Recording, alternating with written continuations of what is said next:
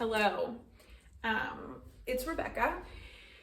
You're watching Rebecca Eats Books, and I'm reporting live to you from my escaping from my cave of seasonal depression. Daylight savings happened. We're gonna have an extra hour of sunlight every night. Spring is happening. Spring is springing. Let's get sprung.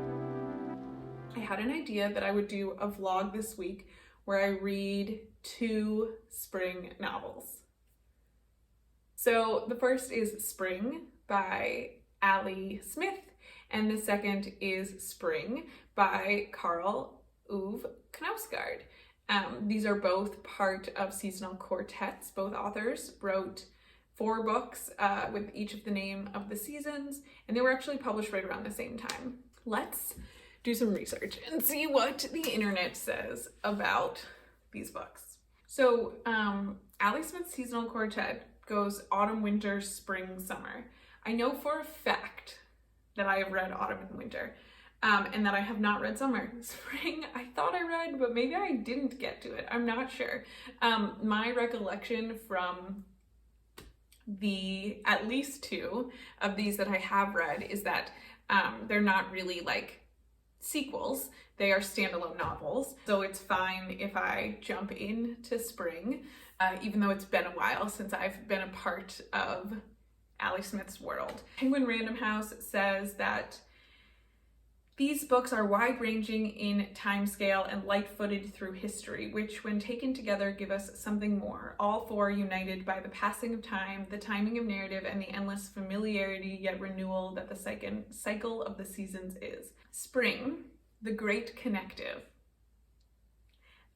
With the eye to the migrancy of story over time, and riffing on Pericles, one of Shakespeare's most resistant and rollicking works, Ali Smith tells the impossible tale of an impossible time. In a time of walls and lockdown, Smith opens the door. The time we're living in is changing nature. Will it change the nature of the story? Hope springs eternal. I'm psyched to read this one, and I only have good things to say about Ali Smith. Kieran at Katie Books, don't watch this, but I am a Smith fan, so we'll do that. And then the other one is Knausgaard. I have made it a lifelong goal to avoid Karl of Knausgaard. My husband Justin is a big fan. He read My Struggle, which is a 5 or 6 volume set of like thousands of pages recently, and I had to hear a lot about it. But I have no interest because the ramblings of like a self-serious white man are the last thing that I need more of in my life. But here we are, we're doing it for the 2. Let's see what the internet says about Knausgaard's Spring. Spring features Knausgaard unbound, writing for the first time without a gimmick or the crutch of extravagant experimentation. Fall in love with the world he enjoys, stay sensitive to it, stay in it. You don't know what the air is, and yet you breathe. You don't know what sleep is, yet you sleep. You don't know what night is, yet you lie in it. So begins spring, the recommencement of Knausgaard's fantastic and spellbinding literary project of assembling a personal encyclopedia of the world addressed directly to his newborn daughter. Utterly gripping and brilliantly rendered. I mean, the publisher would say that about their book, but okay. So yeah, so this did the same cycle as Ali Smith. So it started autumn, winter, spring, summer. I'm not gonna read autumn and winter. I'm jumping right into spring. I don't need more winter in my life, and something tells me it's not gonna make a difference. If I know Knausgaard, there's not any plot, so there's nothing to miss. So I'm gonna read both of these books this week, maybe do some like springy things. Really just use this as an excuse to like get my shit together for spring. I need to do a lot of work in the garden. I need to get my bike tuned up. Nothing says spring like getting my bike back out of the garage. So Here we go. Good morning. Spring update. It's currently 5 degrees outside.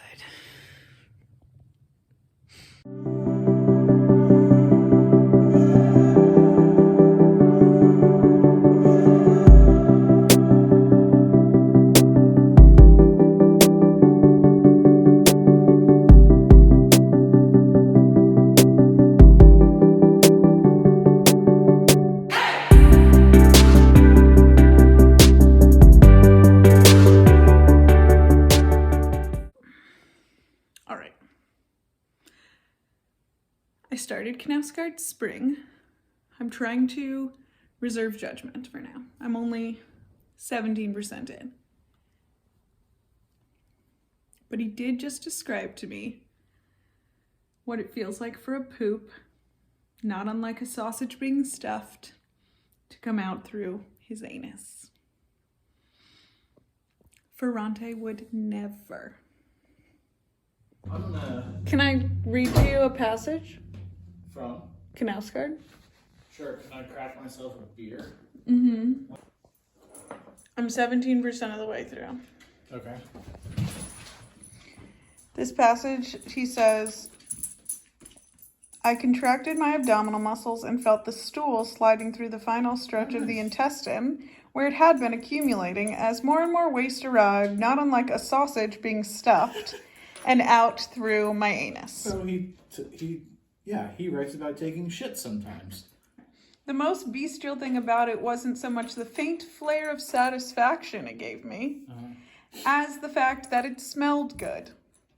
I have always thought that there is something pre-civilized about this, that our own stool has a mild and pleasant smell, while everyone else's smells terrible.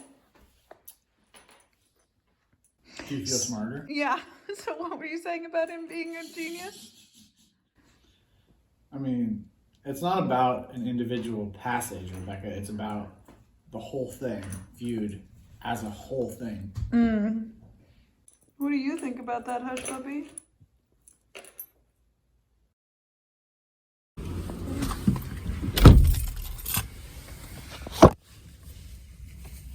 I just got vaccinated. Fully vaccinated. Feeling so privileged, so lucky, so excited to get a haircut, so excited to get my teeth cleaned.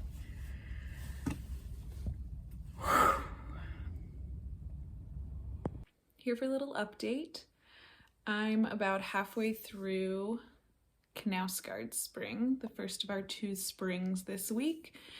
A plot synopsis, no. There is no plot. Nothing has happened. Plot is clearly not the point. It is a letter written in second person to his newborn daughter. So strong Gilead vibes there. And some of the writing is really beautiful. I think he's especially strong on scenery. Perhaps it's because I'm dying to take a vacation, but his descriptions of the Swedish countryside are pretty great. So if you're like a scenery or a setting reader, you might really enjoy that. It is really rambly autofiction, which I do read a lot of and generally really enjoy. But I usually read women authors / narrators in that genre. And I do find this to be a little like self-indulgent, navel-gazy. Why is that? I feel that way about this and not some of the other books I read. I don't know, maybe because I came into this with a chip on my shoulder, or I want to be contrarian to all the men out there who love Knausgaard.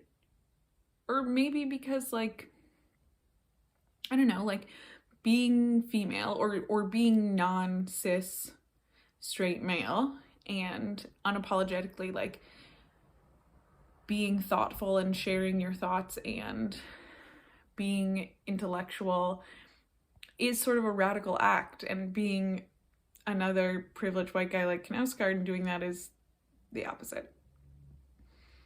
I don't know. Maybe.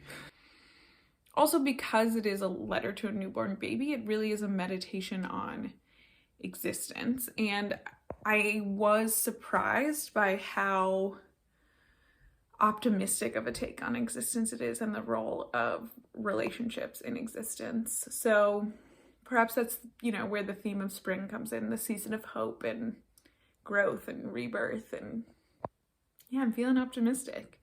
So that's where I am halfway through. I'll update you again when I finish. Good morning. I am eating some breakfast. Gluten-free avocado toast. Basic. Getting ready to walk the dog. And I finished Knausgaard Spring last night. The second half deals a lot more with his wife's struggle with depression. She is hospitalized during the most of the second half. This is the mother of the newborn to whom the book is written. I would not categorize Knausgaard as particularly empathetic. But there you go. I would also say like the most frustrating thing for me was how freaking self-congratulatory he was for just fathering his own damn kids. As if like doing that labor as the man earns you a freaking Nobel. Just pull up your big boy pants and father your kids, you know? Whatever. I don't really have much else to say. Their writing was beautiful in some points. I can see the appeal. It was fine. I'm glad to be done with it. Moving on to Ali Smith today. Hello. We have daffodils coming up. Look at that. Don't pay attention to all the weeding that I need to do this weekend.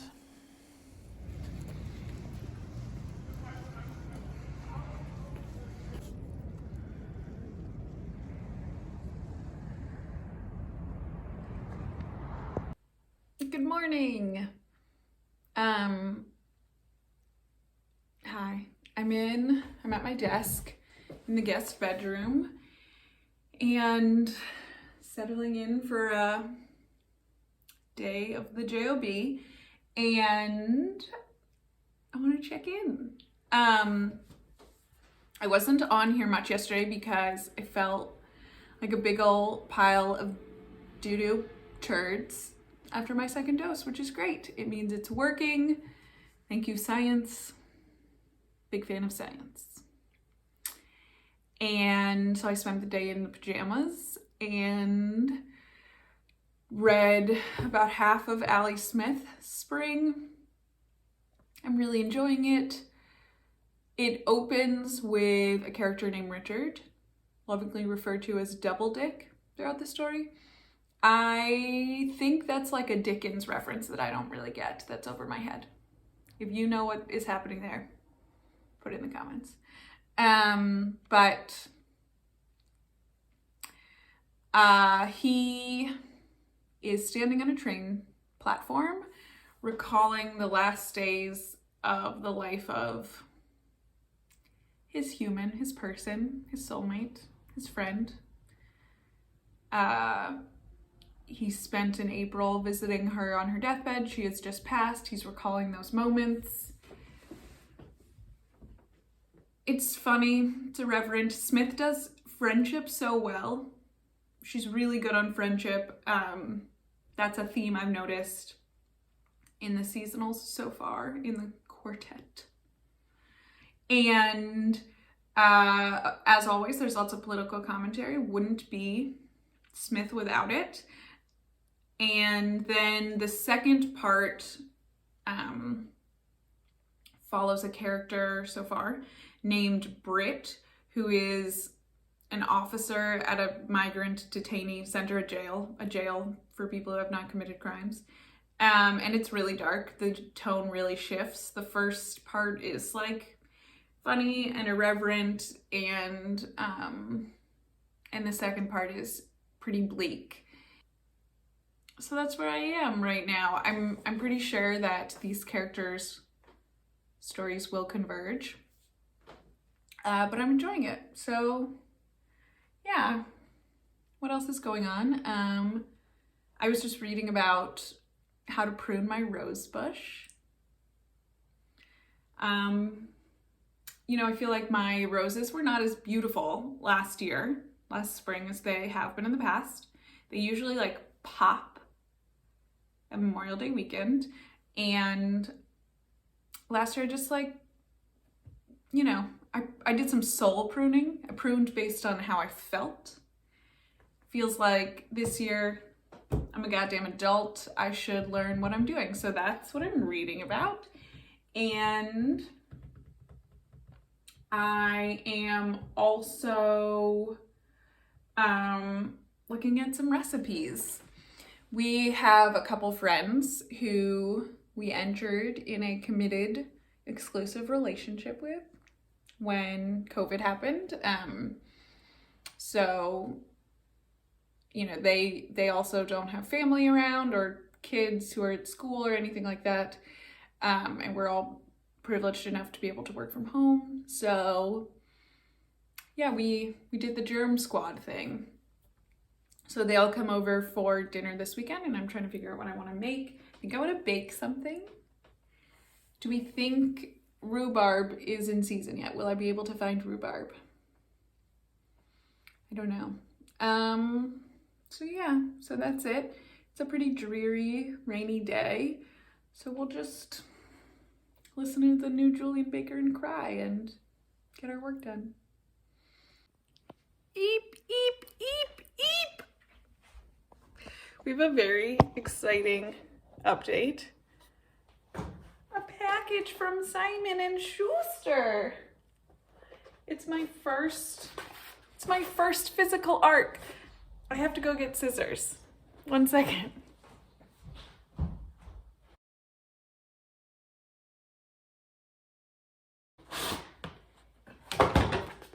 Animal by Lisa Taddeo.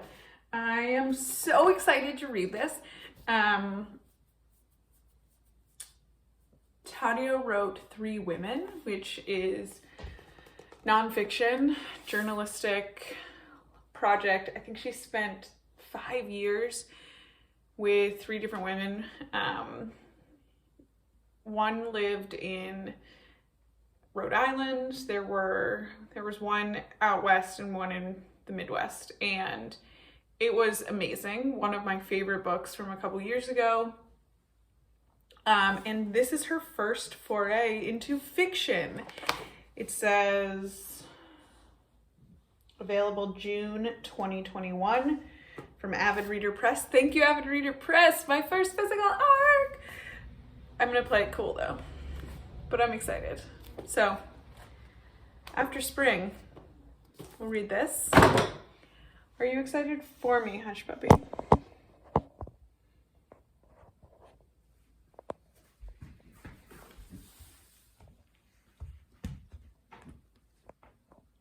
He's excited for me.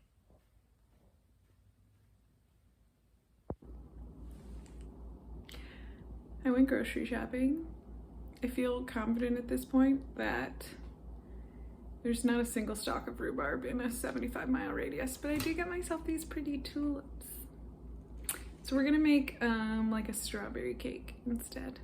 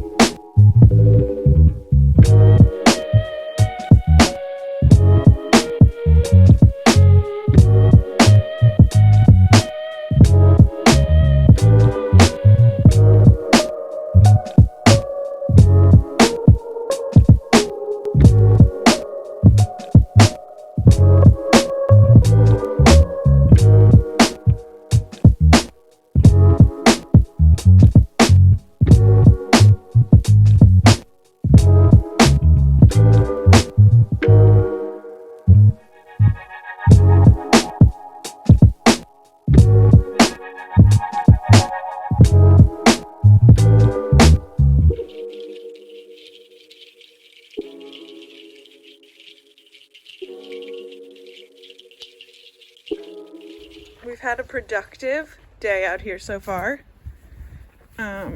We flipped this bed, got it all ready for planting. Obviously, tomatoes will go in that end. We filled it with our compost from our compost tumbler. Did the same for that bed. We'll have cucumbers on that trellis. I did attempt to prune my rose bush. If I did it all wrong and there's something I can do about it, please don't tell me, because I will be heartbroken. What? You said you did it all wrong? If I did it all wrong, I will be heartbroken.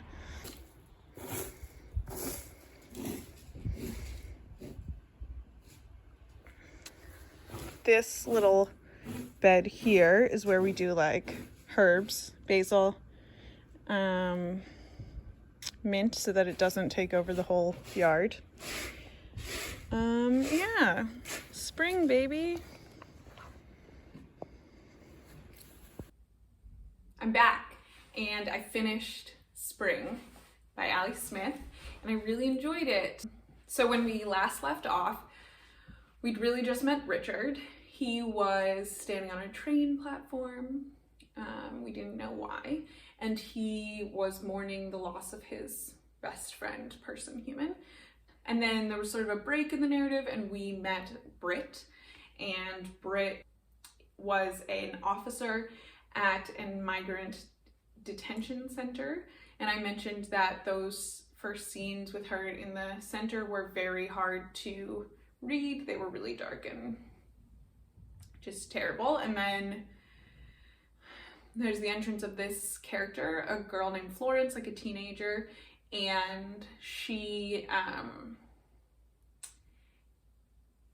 is sort of a mysterious force, and she shows up one day outside the detention center and talks Britt into joining her on a journey. She says she needs to get to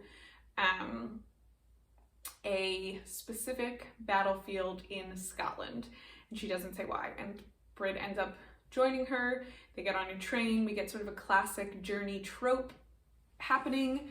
When they get off the train, you saw this coming. They're at the platform where Richard was, and Richard is actually trying to throw himself in front of the train. And Florence, the girl, essentially saves his life. And then he joins them, and now 3 of them are moving forward, and they get a ride with a woman who's driving a coffee cart at the train's platform. So they're heading, she's a local person in this area of Scotland, and she knows where this battlefield is. So she's driving them. They are all for doing the journey thing, and then they stop at a gas station, a petrol station, and the coffee cart woman and Florence ditch Britt and Richard. And that's sort of where this storyline breaks.